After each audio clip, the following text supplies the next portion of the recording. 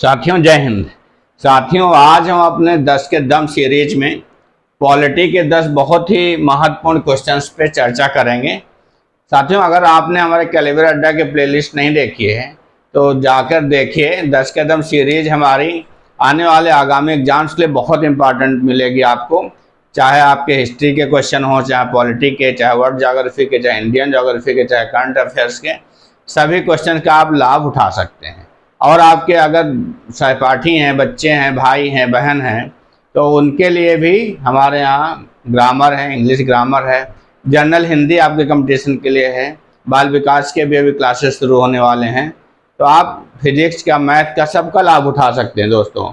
Government schemes का, tricks का, तो बहुत सा हमारे कैलिबर अड्डा में आपको मिलेगा मटेरियल। आप जाइए, देखिए, रिवाइज करिए, अपने कैलिबर को इन्हांस करिए और आगामी परीक्षाओं में सफलता प्राप्त करिए दोस्तों। यही हमारा हार्दिक शुभकामनाएं और इच्छा है आपके लिए। आइए आज हम देखते हैं 10 बहुत ही महत्वपूर्ण इंपॉर्टेंट क्वेश्चंस। भारत के संविधान का मूल आधार क्या है? मूल आधार मतलब जिससे ज्यादातर हमारा संविधान जिसके ऊपर डिपेंड है, तो लगभग 2/3 भाग, 2/3 भाग कहाँ का है, कहाँ से लिया गया है? भारत शासन अधिनियम 1935। भारत शासन अधिनियम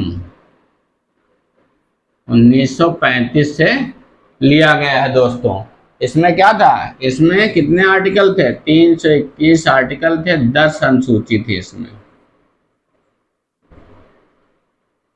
तो हमारा आधार बेस क्या? इससे 70% 70 से 75% भाग हमारे संविधान का यहाँ से लिया गया है। और 10 प्रमुख देशों से हमारे मेन मुख्य चीज़ें ली गई। जैसे आपको पता है ऑस्ट्रेलिया समवर्ती सूची ले गई, संघीय व्यवस्था कनाडा से ले गए, मूल अधिकार अमेरिका से लिए गए, ये आपको पता ही। एकल नागरिकता हमारी ब्रिटेन से ले गई, आयरलैंड से हमारे नीति निर्देशक तत्व लिए गए। तो इस प्रकार से आप देख सकते हैं कि 10 देश, प्रमुख देशों से और 60 देशों के संविधानों का क्या करके अध्ययन करके बनाया गया है। और 1935 भारत शासन अधिनियम से 70% लिया गया है, इसलिए इसे उधार का थैला भी कहा जाता है दोस्तों। तो लगभग हमने 75% इससे लिया है। कुछ तो हमारे हूबहू वही हमारे हैं, कुछ में कुछ हल्का सा चेंज करके रखा गया है। समवर्ती सूची का उल्लेख किस अनुच्छेद में है? तो ये उल्लेख है दोस्तों आर्टिकल 246 में इसका उल्लेख है। और इसमें कितने विषय? पहले 47 विषय थे दोस्तों, पहले 47 विषय थे। बाद में वर्तमान में कितने हैं? वर्तमान में 52 हैं।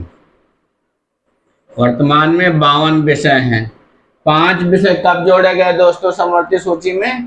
पहले वो क्या हुआ करते थे? राज्य क्या हुआ करते थे, बाद में समवर्ती कर दिए गए, केंद्र और राज्य दोनों के लिए कर दिया गया। क्या क्या था उसमें? कौन कौन लिए? 5। एक तो शिक्षा किया गया उसमें, एक वन, दूसरा नापतोल, तीसरा वन और वन जीव व पक्षियों का संरक्षण, और क्या लिया गया दोस्तों? और न्याय का प्रशासन।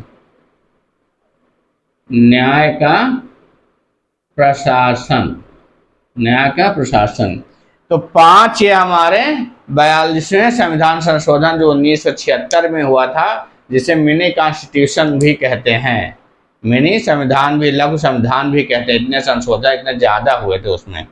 तो उसके अंतर्गत 5 विषय, शिक्षा, वन, नापतोल, ये सब पहले राज्य का विषय थे। शिक्षा, वन, नापतोल, वन्य जीव, पक्षियों का संरक्षण और न्याय का प्रशासन, ये 5 विषय और जोड़ दिए गए। तो समवर्ती सूची में कुल कितने विषय हो गए दोस्तों? 1976 से 52 विषय हो गया। ठीक दोस्तों। फिर थर्ड क्वेश्चन हमारा है कि असम, मेघालय, त्रिपुरा और मिजोरम राज्यों के जनजात क्षेत्रों के प्रशासन के विषय में उपबंध की अनुसूची कौन सी है? तो अनुसूची 6वीं अनुसूची है। 6वीं अनुसूची बहुत इंपॉर्टेंट है। उल्टा भी पूछ लिया जाता है कि छठवीं अनुसूची किससे संबंधित है, या मैच करने के लिए भी आ जाता है। तो ये 4 राज्य याद रखिए, असम, मेघालय, त्रिपुरा और मिजोरम। ये विशेष राज्य का इन्हें दर्जा प्राप्त है। इनमें केंद्र की जो बहुत ज़्यादा इनको क्या पैकेज दिया जाता है, इनका जनजातियों, इनमें जनजातियां निवास करते ज़्यादा, तो पहाड़ी क्षेत्र भी है, तो इनके सुधार के लिए दोस्तों पिछड़े भी क्षेत्र हैं, पैकेज इनका विशेष राज्य का दर्जा दिया जाता है। इनका उपबंध अलग ही इनके प्रशासन के लिए उपबंध किया गया छठवीं अनुसूची में।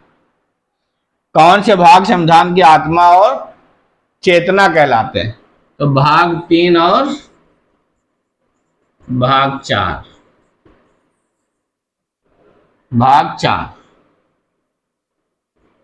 भाग 3 और भाग 4 को इसमें समता के अधिकार संबंधी है, इसमें मूल अधिकार संबंधी है, अधिकारों का उल्लेख है, इसलिए इनको क्या कहा जाता है, जो आवश्यक है मानव जीवन के लिए, आत्मा और चेतना कहा जाता है भाग 3 और भाग 4 को।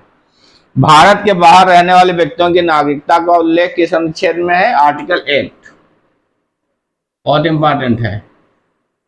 आपको पता है नागरिकता का उल्लेख किस में है? नागरिकता हमारी 5 से 11 में आती है। अनुच्छेद 5 से लेकर अनुच्छेद 11 तक हमारी भाग 2 में नागरिकता का उल्लेख है, भाग 2 में। और फिर आर्टिकल 6 में जो कौन से वो लोगों का उल्लेख है, कहाँ से? जो पाकिस्तान से आए थे उनकी, कब से आए थे, जो आर्टिकल, जैसे आपका आर्टिकल 6 में किसका उल्लेख है? 6 में जो आपका 19 जुलाई 1948 के पहले पाकिस्तान से आए थे या बाद में आए थे, उनका उल्लेख है नागरिकता संबंधी आर्टिकल 6 में। आर्टिकल 7 में किसका उल्लेख है? आर्टिकल 7 में जो 1 मार्च 1947 के बाद कहाँ चले गए थे? पाकिस्तान चले गए थे। पाकिस्तान चले गए थे, उनकी नागरिकता उनको नहीं प्रदान की जाएगी, भले वो भाग 5 का पालन करते हो, 5 और 6 का, तो उनको नागरिकता नहीं दी जाएगी। तो 6, 7, 8 नागरिकता संबंधी बहुत ही इम्पॉर्टेंट है। तो भारत के बाहर रहने वाले व्यक्तियों की नागरिकता का उल्लेख किस अनुच्छेद में है? ये आर्टिकल 8। बहुत 6, 7 में बहुत संभाल के और उन्होंने, ये पाकिस्तान से आपका क्या जो आने वाले हैं आर्टिकल 6 है, और जो जाने वाले लोग नागरिकता के बारे में है आर्टिकल 7। बस इतना याद रखना है। आने वाले हम जो स्वागत कर रहे हैं, और जो जा रहे हैं, जो हमारे यहाँ चले जा रहे हैं, तो जो पहले समझ लीजिए कोई आया फिर ही तो गया, पहले गया फिर आया थोड़ा हो गया, पहले आया फिर गया, तो आर्टिकल 6 पहले आता है, तो इसमें आया वाला हो गया, गया जो गया था वो आर्टिकल 7 में हो जाता है। प्राण और दैहिक स्वतंत्रता का संरक्षण, ये हमारा आर्टिकल 21 बहुत इंपॉर्टेंट आर्टिकल है दोस्तों। इसमें क्या है, जैसे प्राण, सम्मान के साथ जीने का अधिकार इसी में है आपको, प्रदूषण मुक्त हवा लेने का अधिकार, भोजन का अधिकार, आपका पर्यावरण का अधिकार, ये इसमें आपका किसमें है? ये हमारा आर्टिकल 21 के अंतर ही स्वतंत्रता का अधिकार है आपका। कृषि और पशुपालन संबंधी आर्टिकल क्या है? ये आर्टिकल आपका आर्टिकल 48। इसमें एक कहा गया है राज्य सरकार के लिए कि वो पशुओं और कृषि के लिए, संगठन के लिए उनको वैज्ञानिक तरीके से उसके संरक्षण के उपाय करेगा, और जैसे गोवध वगैरह पे प्रतिबंध लगाएगा, प्रतिषेध करेगा बछड़ों या गोवंश या जानवरों को वध के लिए। तो ये इसका उल्लेख आर्टिकल 48 में है आपका। आर्टिकल 51 किससे संबंधित है? अंतरराष्ट्रीय शांति से संबंधित है। अंतरराष्ट्रीय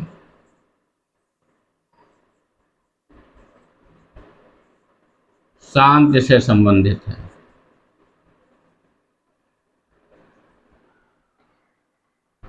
आपका राष्ट्रपति की क्षमादान की शक्ति का उल्लेख किस अनुच्छेद में है? ये आपका आर्टिकल 72 में। इसमें क्या है?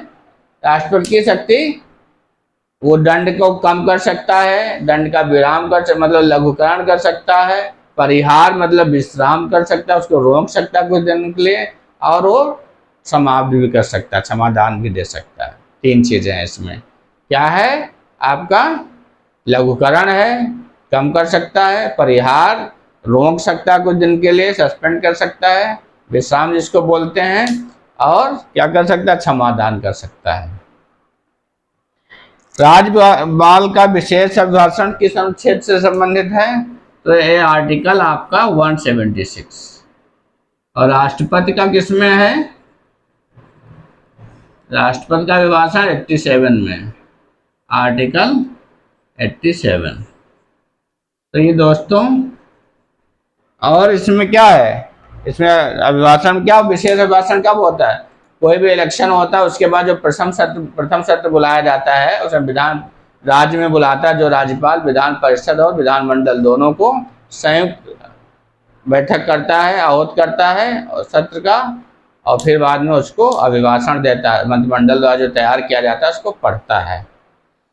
तो दोस्तों ये रहे हमारे 10 बहुत ही इंपॉर्टेंट क्वेश्चन। आशा आपके समझ में आया होगा, इसको रिवाइज कर लीजिए दोस्तों। इसे जो क्वेश्चन हमने और बताए हैं उसको भी नोट कर लीजिए, स्क्रीनशॉट ले लीजिए, और हमारे कैलिबर अड्डा जाके और से बहुत से वीडियो हैं उनको आप उसका लाभ लीजिए, और जो आगामी आने वाले एग्जाम्स के लिए आपके लिए बहुत लाभदायक सिद्ध होंगे।